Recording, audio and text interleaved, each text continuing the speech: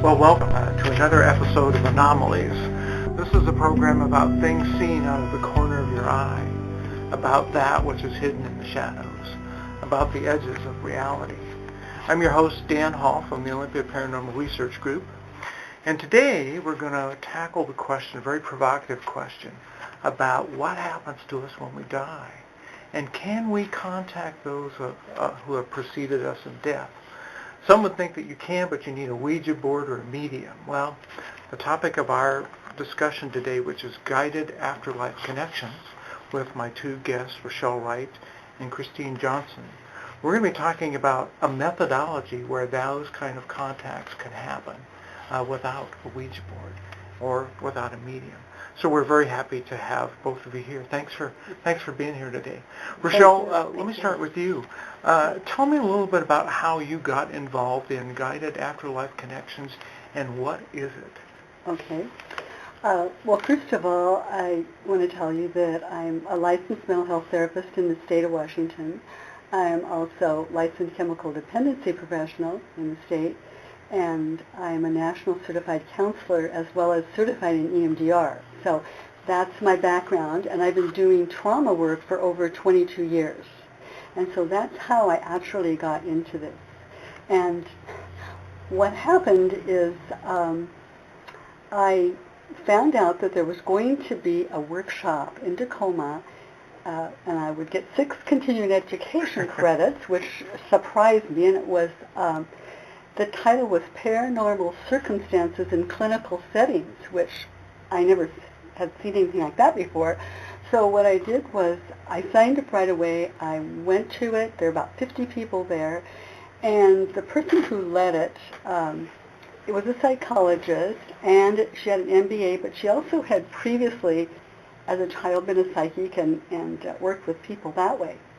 So she was the workshop leader, and what she said was, I would have gone back and taken this training back in Chicago, but I don't have EMDR. And so I was the only one in the workshop that had it. So I talked to her, and it was just dot to dot to dot from that. It was a plan that I was supposed to follow, and I did it, or something nudged me. And now, let me stop you for a second, because you mentioned a term that some people may not be familiar with, EMDR. Tell us a little bit about that and how that might be related to Guided Afterlife Connections.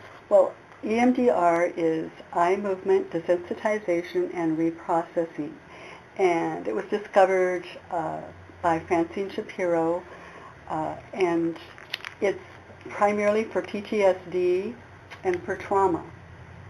And the idea is the trauma is caught in the right side of the brain, and this is bilateral stimulation.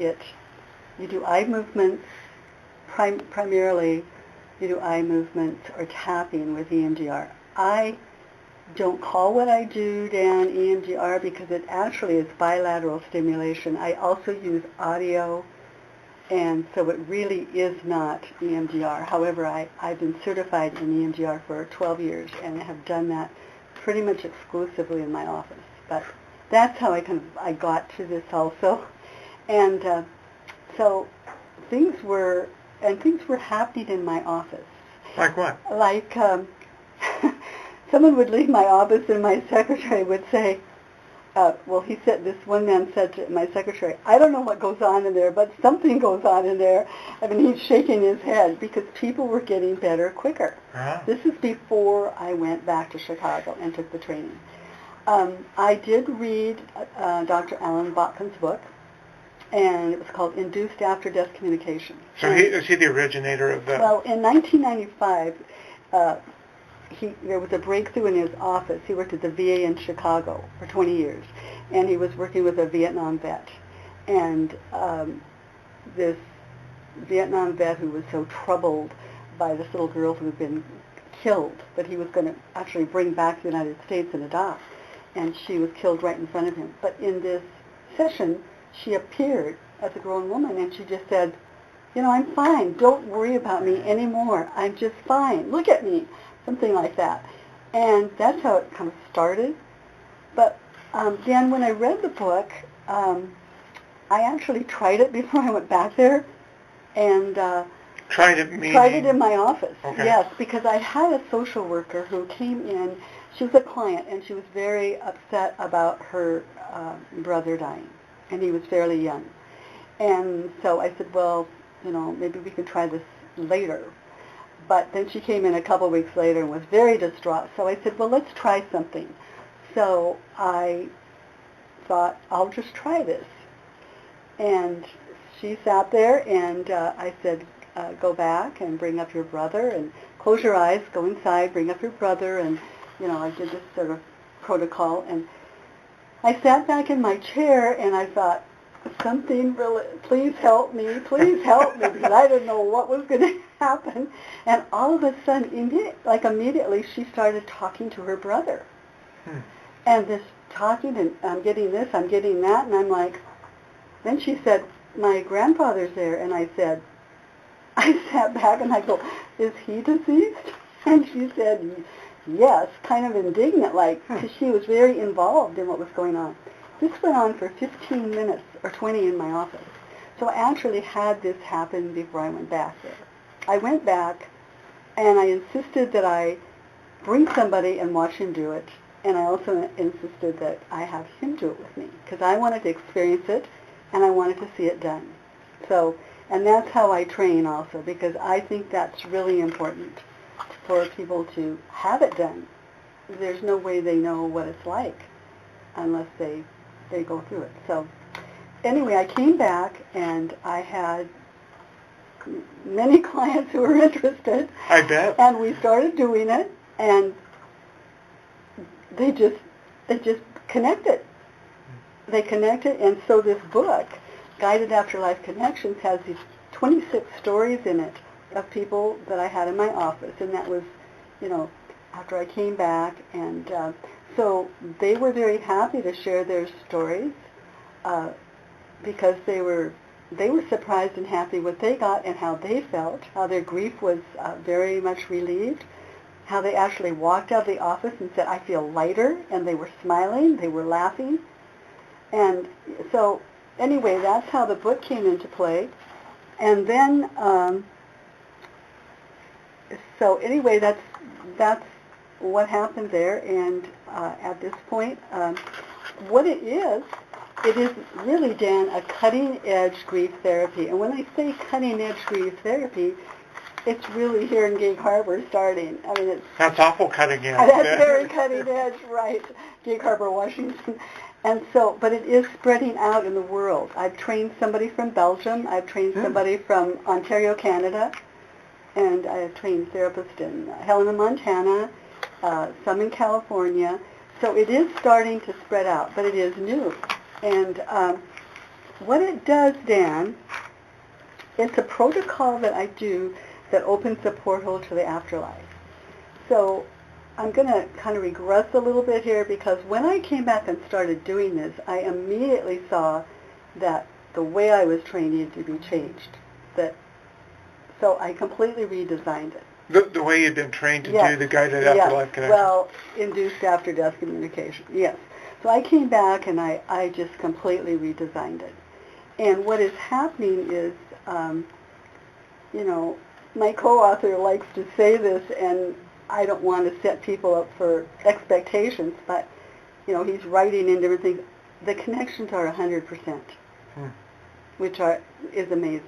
I'd like to say 99.5 to give myself a little wiggle room, but, but that is true. Well, let's just, what I'll do is I'll put a link to the book on the Olympia Paranormal website, but just tell us the name of the book and who's your co-author, too. Okay, the name of the book is Guided Afterlife Connections, and my co-author is Craig Hogan. Okay. Mm-hmm. And is Christine, is her story in there? Her story is in here, and I'm always surprised at what happened, and I was, of course, very surprised at what happened when I worked with Christine, because I had never met Christine before, and she came in, well, actually she called me, and you need to wait a year. Yeah, we were talking about that before the interview. What's the significance of that?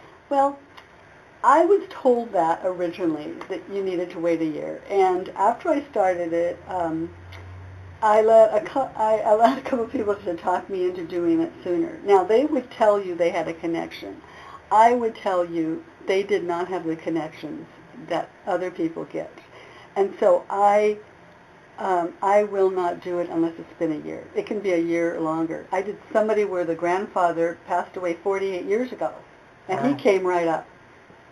There's a lot more than that, but you don't have time for me to tell you all about that. But, you know, that was very interesting. So regardless of the reason, it just seems to work better if it's been a certain amount of time. Absolutely. I have noticed this, because if a client comes in and somebody's died within just a few days, they will come up. So actually, I don't claim to know a whole lot about this, except that I think that in the first week they will come up.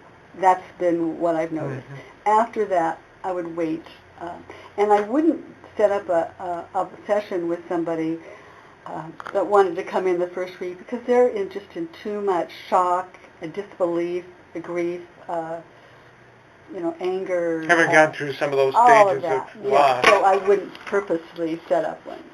These were people that just were my clients, and it happened, and that's how I found out about it. But back to Christine. Yeah, let's go back to... Yeah. Shall we have Christine, would this be a good time, Christine, for you to share your story, or do you want to kind of give a preface to that? Actually, she came in, and I had never met her, and she came in on December 24th, Christmas Eve morning, because her husband had passed a year before that on December 26th.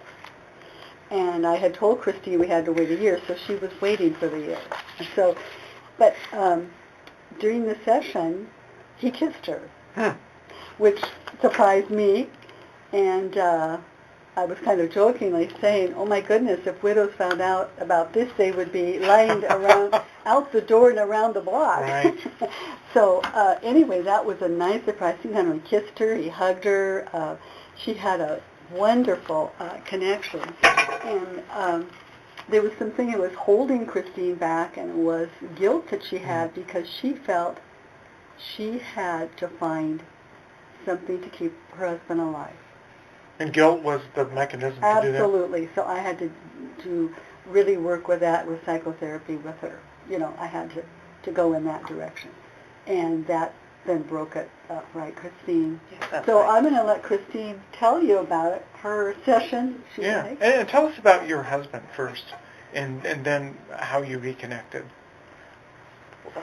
What aspect of my husband? Well, just tell us who he was. Okay. Besides your husband, who was he? He managed QFC in Gig Harbor.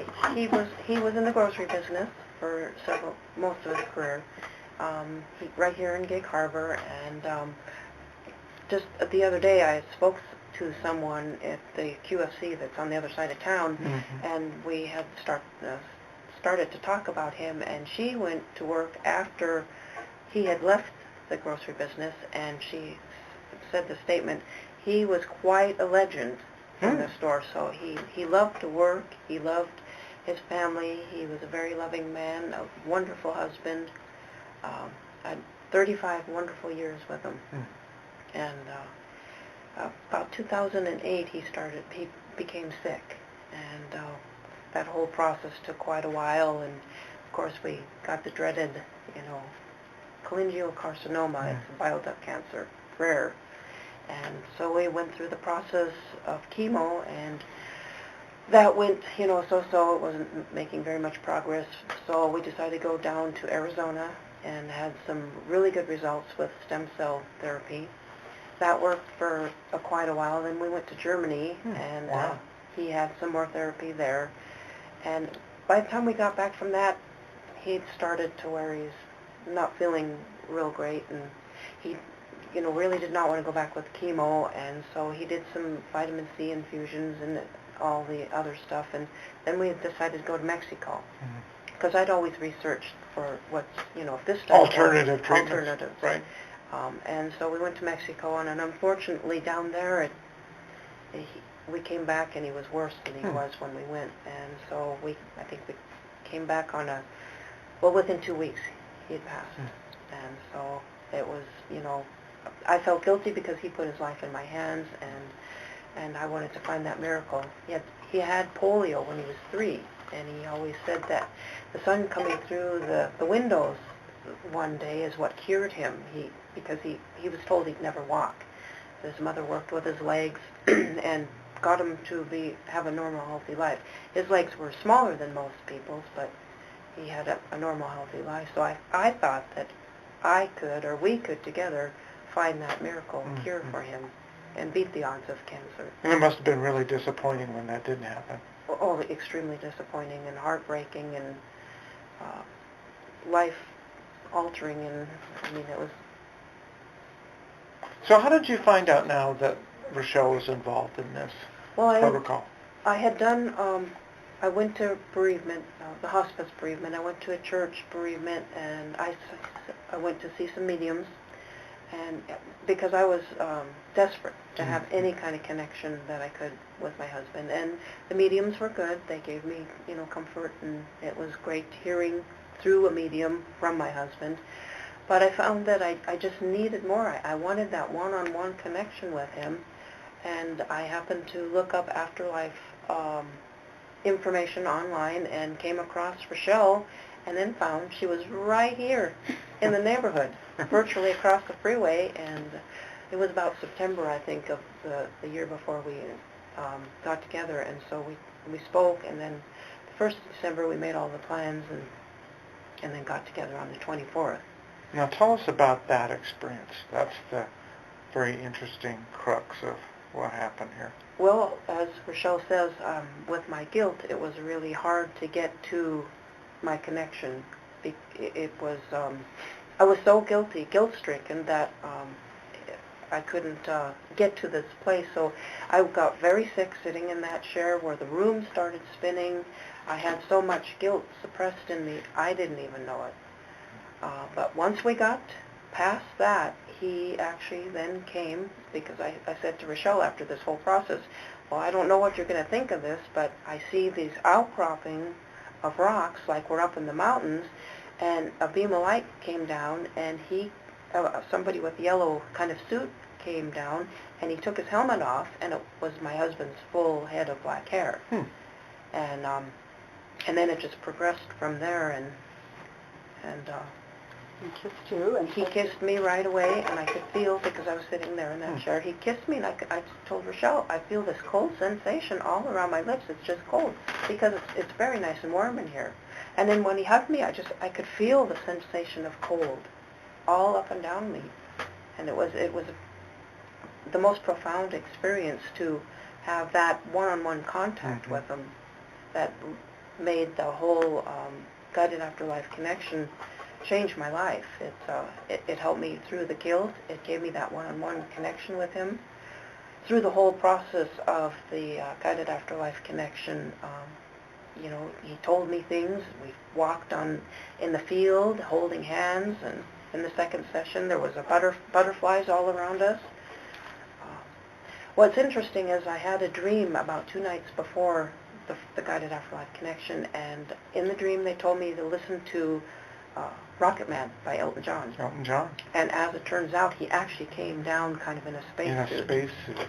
Right. And so that's how it kind of all transpired there.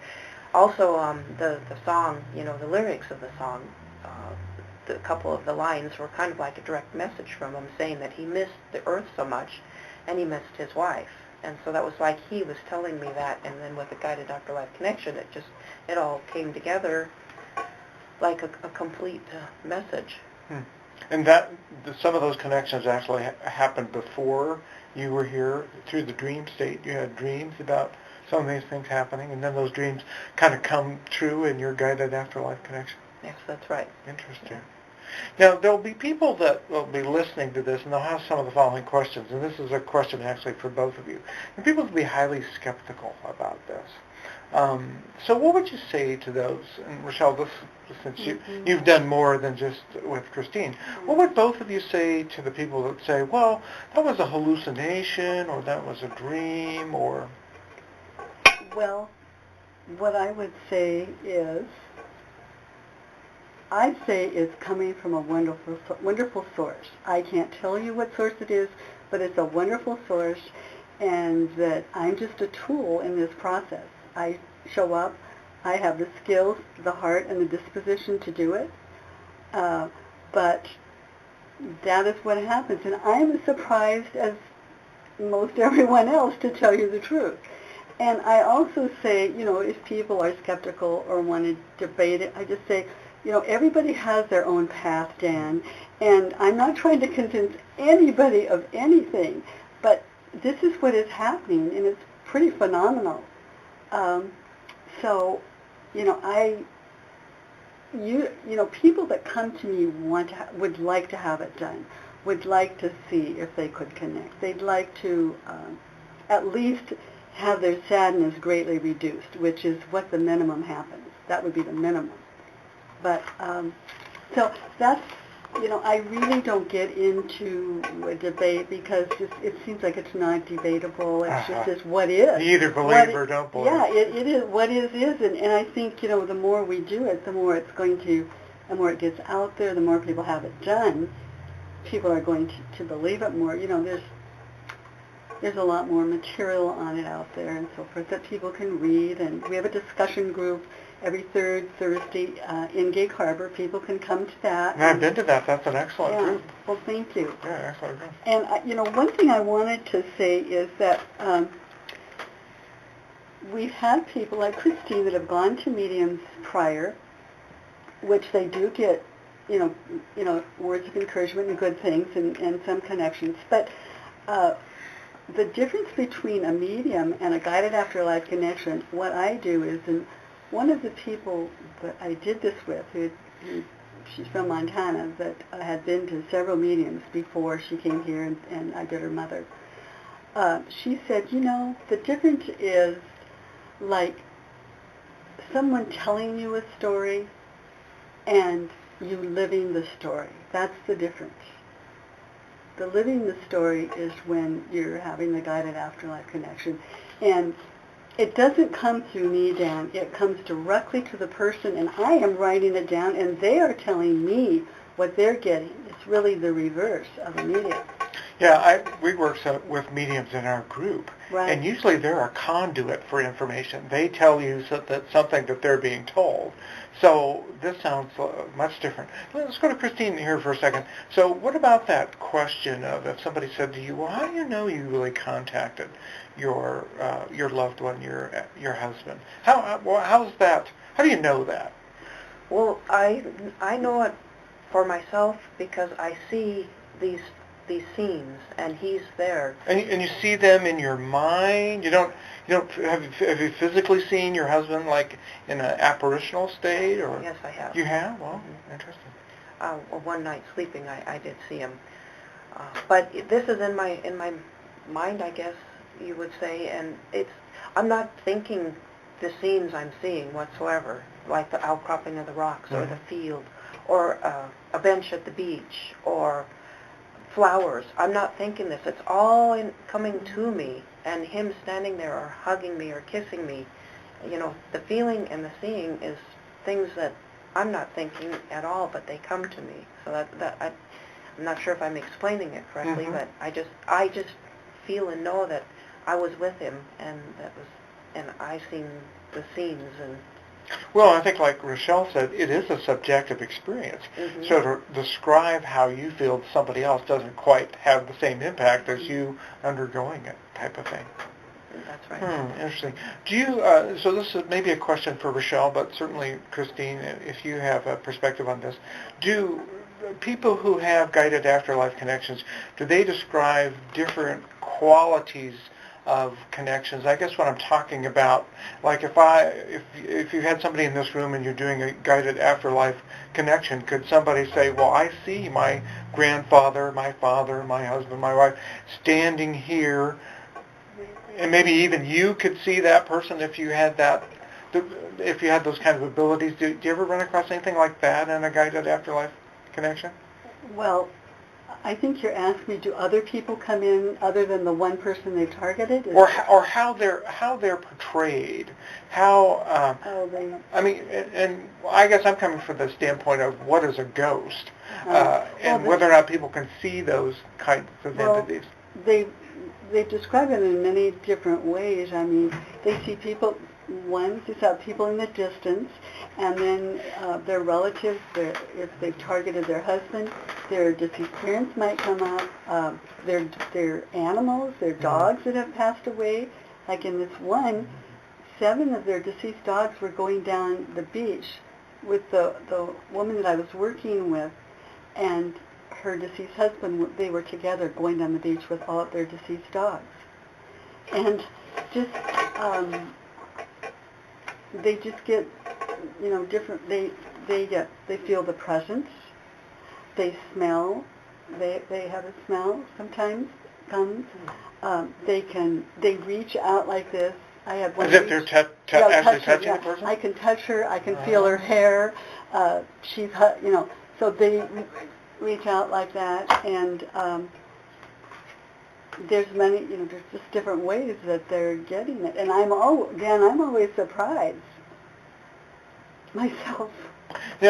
We did a show on near-death experiences, which is kind of related to this, but different. And one of the things that came out in that show was there some physicians, some medical people, and I'm guessing maybe licensed mental health therapists could be in the same boat here, who've had what they call a shared near-death experience, where they validate the near-death experience that the client is having because they're experiencing it themselves. Have you ever experienced anything like that with any guided afterlife connection that you've done? I haven't, but I'm thinking of 2 people that I worked with. A mother who had lost a son. He was killed in an auto accident, and the friend of the son was with him. And so I worked with that friend later, and the mother and the friend did not talk about this at all. She wanted the little friend to come because he was so distraught. So they got the same things, like they got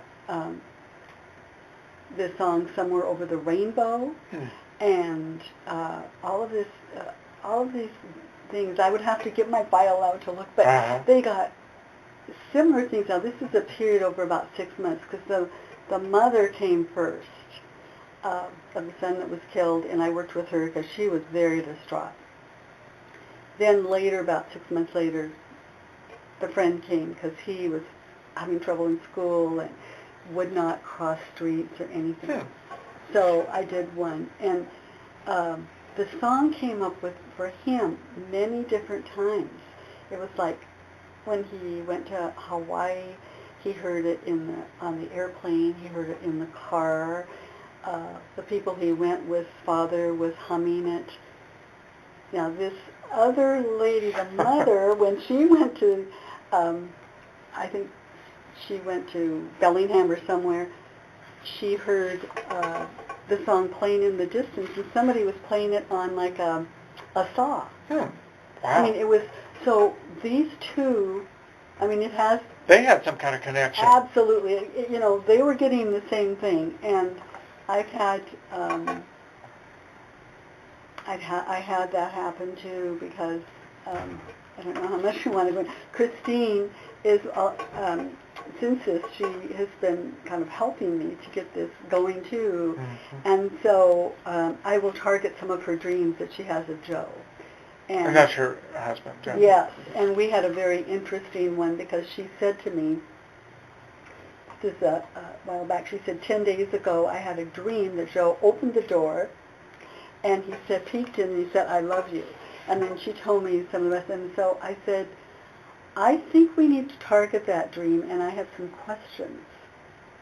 And so Monday night we targeted that dream, and immediately, Dan, as I had her go back in the dream, bam, he's up. He comes right there, the connection. And he's, now not everybody is wearing it, but some people are wearing white. He was wearing white, and he had brown sandals on, and he took her and showed her things and so forth. But after a while, we were like halfway through, and then he said to her, what about the questions? Didn't he, Christy? And she hadn't said a word. And I said to her, I have some questions, because what happens, Dan, if a lot's coming through across from the other side, I can maybe say, would you ask them this? And they answer. which is helpful to me. So you're communicating with the afterlife through your client. Yes, and it was that, oh my goodness, the things that he said were just, he said, one of the things he said, we ask a question because I was kind of concerned about something, and he said, never underestimate the power of the power. What does that mean to you, or Christine? To me, it meant I was concerned about something that had happened, and so I was, I wanted to know about it. People told me, forget it, don't worry about it, Rochelle, but I was like bothered by it. So I said, would you ask him this? And he just came right back, don't underestimate the power of the power. So this power, this force, this wonderful source that I'm talking about, that's what he's talking about.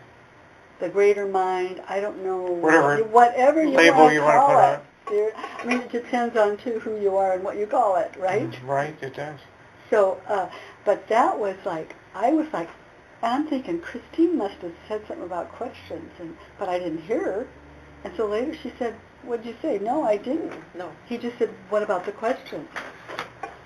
Whoa. So this brings up just a variety of different things. One, and you can kind of validate this or say, no, maybe that's not the case. Guided Afterlife Connections is a process. It's not a one-time thing. It's because it brings up other things, and maybe there's more communication. Would that be fair to say? Well, actually what I would say is people just need to come for one time, and it's 4 to 5 hours. They come in at 10, we take lunch, and they're done about 5 or so, depending on how, if it's a violent crime, if it's a suicide, and so forth, it might go a little longer.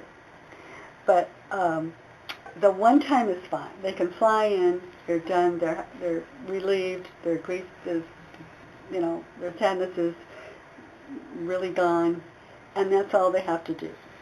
But with Christine being here, if I can go into dreams, and I've done dream work too for a long time. So I will go into the dream, and Dan, the dream just opens up. There's a story of Judy and her dad in here, and in the book, and it will tell how the second time she came up, the dream just opened up. He gave her so much information and really told her, kind of guided her how to live her life. So the dream, and it's kind of interesting with the dreams too, because 15 or plus years ago, I would have these dreams at night myself, and my friend's deceased partner or their parents or whatever would come to me immediately within 2 days, and I would be like a messenger. They'd have something they wanted me to tell them. So I did that, did that for a while, and then I had a client too that I was working with, and her son came to me in a dream, and I finally said, what are you doing in my dream? I was like, gosh. And so I said, Dan, I want this stopped. I don't want it stopped now. I said, this is interfering with my day job. And so when so it stopped. It stopped immediately. And so I said that to Craig Hogan. He said, isn't that interesting how they listen to you? But see, what has happened, Dan, is they have found another legitimate way that I'm excited about to come in. And it's like, the way I see it, it's like they know that there's an appointment here on that time and that day, and they show up. Right, now here's the obvious question. All this leads one to question what happens to us when we die. And not that Guided Afterlife Connections gives you the answer, but I'm hearing insights into that. Good answers. So what's your perception of what happens to us when we die? What's the afterlife like, if you could even talk in those terms? Or is it different for everybody? Well, people, it's positive. People, they come back, they look in like they would in their prime.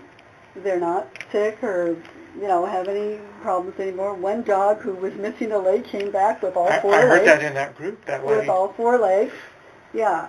And to just tell you I had some things happening to me, and I was sharing a lot of the book. That's when I was writing it and all this was happening, and shared it with some friends. And I just said to them, Dan, I said, I can't wait to die. And they're like, they're going, oh, Rochelle. Rochelle, don't ever say that. But I mean, I really felt that way. It was like, this is so exciting to be able to have a peek into all this. Right. Christine, what would you say? Well, from what I've seen with the Guided Afterlife Connections, it looks beautiful, and it looks like it's a peaceful place and where you can do what you like or what you need. And it's almost like in a Guided Afterlife Connection that you're able to step over there and have a peek when you're with your loved one.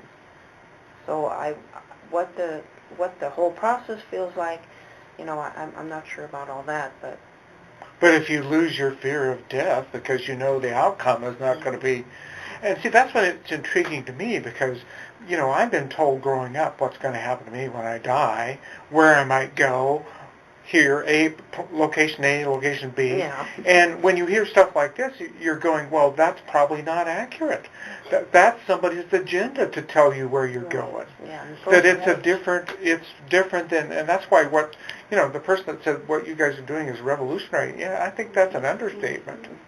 And they always have messages of love, and they tell us they want us to be happy, they want us to be joyful. They want us to do that on Earth here. I mean, they come with wonderful messages.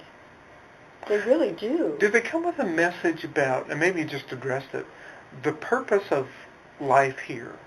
And we hear a lot about that. We hear that this is a school where we come to learn lessons, some of which are difficult lessons to learn. Absolutely. Is that a message that resonates? It certainly is different over there than it is here. That's a message that resonates. I have to say that my beliefs go into that, because I feel like that. I feel like this is a school of learning, and that no one escapes stuff. We all get it one way or another. And our process here is to work on ourselves and work with it and evolve. And have more wisdom. Enlightenment. Enlightenment's a good word, right? Yeah. Exactly. So that, so that's what I think. And but they just have wonderful things to say. Now, one of the things that they said that I thought was profound, it came through, is that this grandmother who had been, we targeted her, she'd been murdered, and one of the things, and that the murder became a non-issue. It was a non-issue at the end when we finished. But she said, when you're on the right path, you have an underlying sense of peace. When you're on the wrong path, you have an underlying sense of anxiety. And I thought, wow, that's such a profound statement. That's like some super psychologist that I haven't never heard before. Right. And that's really, if we thought about that and guided our life that way, wouldn't that be interesting? It would, if we really paid attention, it would probably speed our wisdom. It would, although, and my perspective is always to be questioning. That's just who I am. I ask a lot of questions, which can get you in trouble or can get you interviewing interesting people. I see that agenda that you just talked about as threatening to some. And I'm thinking of people in organized religion to some degree, that they may be more apt to say, no, when you die, this is what happens to you. And if you committed, and what I'm thinking about are people who may have committed suicide, and then you try to do a guided afterlife connection. There are some people that believe that, if a soul commits suicide, they go to hell. I'm guessing the afterlife connections would have a very different aspect. Absolutely. They come back, and they're, I've done what has taken the longest, like 6.5 hours or 7 with one, is mothers whose sons have committed suicide. But because it's violent and they're just so grieved, they have so much grief with it.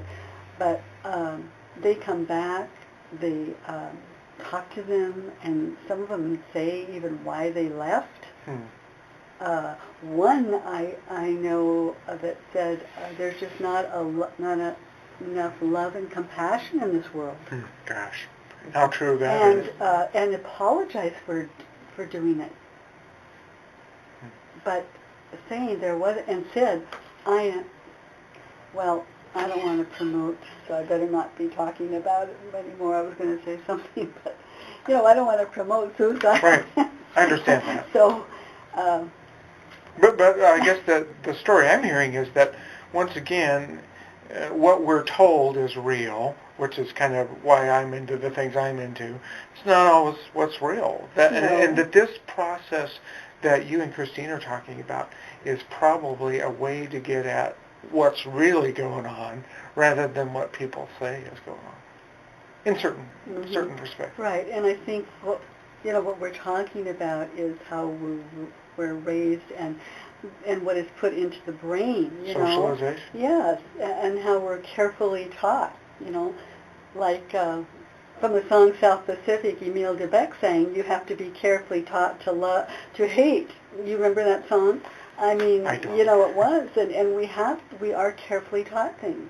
But we do want to hopefully get to a point where we begin to question, and I think spirituality or feeling some of these things is you having the experience and actually knowing yourself that something is different than you've been taught. So one of the things, and I was listening to Christine here particularly when I was thinking about this, and for some reason I want to relate this to the near-death experience, and it may be not relatable, maybe it's totally different. The near-death is pretty close, I think. Well, one of the things that comes out of that, which seems intriguing, is that people that have the NDEs, they come out of that as a changed person. Some of them have more psychic abilities, some of them they just do like a personality change. How did your guided afterlife connection, Christine, change you? Well, it made me see, for number one, that I wasn't guilty. I mean, it wasn't on my shoulders to be guilty, but it gave me a sense of peace and calm because I know that where he is, he's always with me, and I can go see him in a guided afterlife connection or possibly in dreams. But it gave me, I don't know if there's words to say what it gives you, because it gives it to you here in the heart. So subjective, yeah, right? Exactly. Yeah. I sometimes have the sense, and maybe this is the paranormal investigator part of me, that the spirit world is all around us all the time, and we just need to tap into it. And this sounds like the way to do that in a way.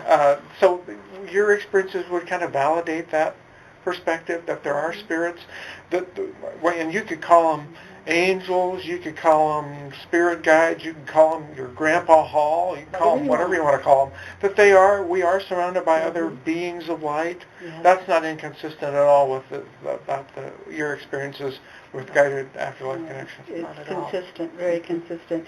And at the top of the book, you can see it says they come to change lives. Yeah. And they actually do. I mean, the clients that I've worked with, like, Judy, who's in her early 60s, and she's in the book, when her father came and, told her a lot of things and had to help her along the way. I mean, she actually sold her house, moved to another city. Wow. She decided that she's looking very different at relationships with males. She's looking very different, that she isn't needy anymore, and so it's just really changed her life. I mean, she just looks absolutely beautiful, and she goes a lot of time with Christine and I, and she presents too. And she actually teaches at a local college. Cool. Very yes, cool. Yes. And I had a nurse that, she didn't like what she was doing, and now she's going to holistic nursing. Okay, changed the whole... I mean, see, it changes. One person, very early on, I had her come back the next day, which I don't do anymore, but I was just beginning. And she came in, and I said, sit down, and she said, I don't have to. I know what I'm doing. I'm selling that house that I've been taking care of since he died, trying to be a master gardener to it, and she said, I'm going to travel around the world and I'm going to end up in Minnesota where we have 10 acres, and I'm going to build a house there on the lake. And I said, well, would you like to sit down and put the headset on? No, I don't. I don't need to do anymore. I know exactly what I'm going to do. It was okay. Pretty profound. Pretty profound. It's like We're running low on time. I bet. Two more questions, and one's kind of a sum it all up question. Are there other purposes for this process, Guided Afterlife Connections, other than to reconnect with those people that you have loved and lost? And what I'm thinking about is, I'm just thinking about how humans operate, and that is that they might want information about something, future events. They might want, I was thinking about the lady who was murdered. Someone might think about Guided Afterlife Connections as a way to try to solve that crime. Just talk a little bit about the ethics of that from your standpoint. Well, I wouldn't purposely do one for that reason. I've had things come up, and I have said after they've come up, I really don't want to go in this direction, but they do come up, and at the time they do help people. They give, like, one person, her ex-husband, she got a call that he had committed suicide, and it turned out that he didn't. He actually was probably murdered. Mm. And so, but it was prefaced by, it's dangerous, and it is in the book. It's Deidre and Sam. And, but he was saying, I'm going to tell you this for your information, but don't pursue it. Mm. These things are not to be pursued. It's that you can have some peace of mind. Because she figured something was really wrong. Mm. There was an insurance policy for their sons, and that had been changed, and there was a lot of things. And so, but when it happened, Dan, I was sitting here, she was sitting where you are, and she just said, he blurted out, I was killed. He actually said more than that. She had got I got chills all over, and so did she. We were just shocked because she didn't really expect it that way, and also he told her why he was killed. I mean, he said, I was having an affair. Mm-hmm. And she said, well, why didn't I think of that? He was always doing it when I was with him. I never thought he would do it with someone else. He just didn't enter her mind. So anyway, but that was, and he has actually been given a lot of helpful advice. So I think I answered your question in a long, roundabout way, right? But it sounds like you just want to focus on that grief issue and resolving the trauma that that person experienced. And if it comes up, it comes up. But it comes up in a natural way that it's supposed to. I wouldn't specifically do it for somebody that wanted it for that reason. Last question, Christine. What do you want people to know about Guided Afterlife Connections? What's important?